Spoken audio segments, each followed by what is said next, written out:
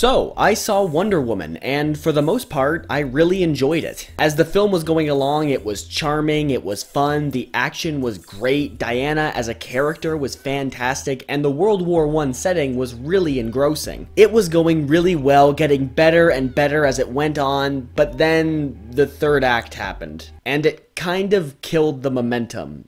In fact, it almost killed the movie. Now, the third act is usually the place where superhero movies go downhill, but Wonder Woman's third act just fell so hard on its face that I left the theater with a bad taste in my mouth. Overall, I still enjoyed the movie quite a bit, and the last act in no way makes it a bad movie, but the problem with it is just so blatant and stupid. So, what is that problem? Well, spoiler alert, because I'm talking exclusively about the ending of the film here, so you've been warned. So, throughout the movie, Diana is convinced that General Ludendorff is Ares, and if she kills him, the war will end, because she thinks that Ares exercised his will over humanity to create the war. In an early scene with Steve Trevor, Steve expresses his doubts at the idea that killing one man will end the war, but Diana is completely convinced of that solution. So, in what appears to be the climax, Diana finally faces off with Ludendorff and kills him, but after he's dead, the war still goes on around her, and Diana doesn't know why. So, Steve suggests that maybe Ares wasn't behind everything, maybe there is no Ares, maybe men just aren't always good, they make mistakes, and they created the war on their own. And this idea, this revelation, shakes Diana to the core because it completely undoes everything she thinks she knows about humanity and the world.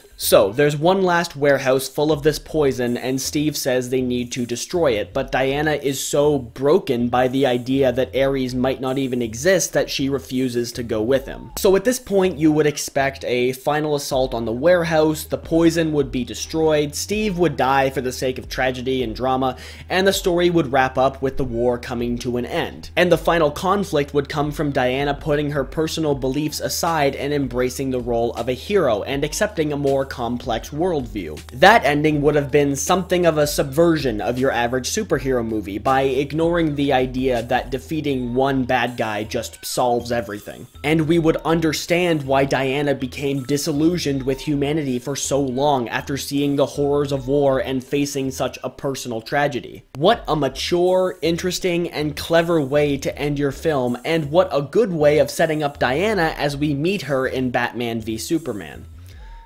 But instead, about a minute after Diana kills Ludendorff, David Thewlis appears and reveals that he was actually Ares the whole time. And at this point, I knew exactly where the movie was going. I mean, Ares showing up at this point without the intention to fight only serves to reinforce Diana being conflicted about humanity, but that's not a reinforcement the story needs. That point was just made very clear. So it becomes very obvious that Ares is only here so we can have a big CGI battle at the end. And we do have such a battle. There's explosions and Diana is thrown around and there aren't really any stakes because Diana is pretty much invincible and Ares is a god and they're just punching each other. And it's just boring because it's not different from any other big CGI battle at the end of any superhero movie. It looks exactly like the end of Batman v Superman. They're in this big field of CGI fire and the effects just look like garbage. Now, they almost saved this sequence because Steve is about to go sacrifice himself and he says his last words to Diana, but Diana was just in this big explosion, so her ears are ringing and she can't hear what he says. And that was brilliant and tragic because in that moment, I could picture Diana going 100 years never knowing what Steve's last words to her were. What a great development for her character. And then 2 minutes later, when it seems like she's about to lose the fight against Ares, the film flashes back and reveals that Diana actually did hear what Steve said, which makes the whole not hearing what he said part 2 minutes ago entirely pointless. So Diana is filled with the power of love, she kills Ares, and the war ends.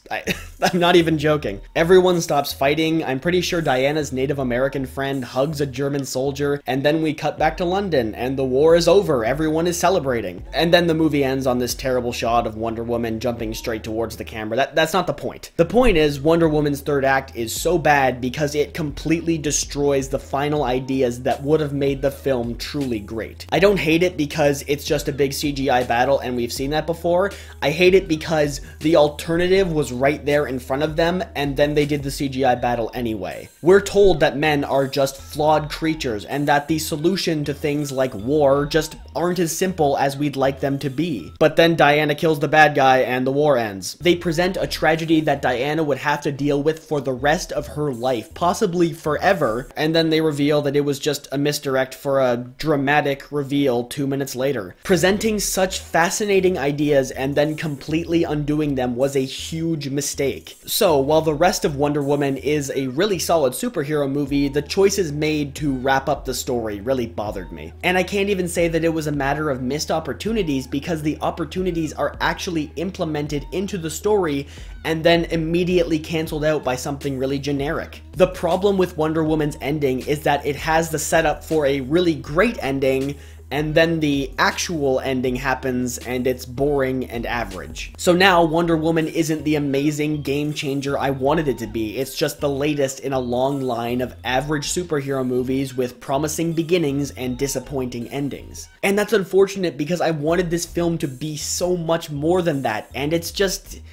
fine in the end. It's just fine. I mean, after the likes of Batman v Superman and Suicide Squad, I'm perfectly happy with fine, and I'm very glad that I'll actually go into Justice League excited to see Wonder Woman again. In fact, Wonder Woman is pretty much the only character in the DCEU I care about right now. I'm glad that we have such a great version of Wonder Woman on the big screen at all, but I just wish that I loved her story as much as I love her character.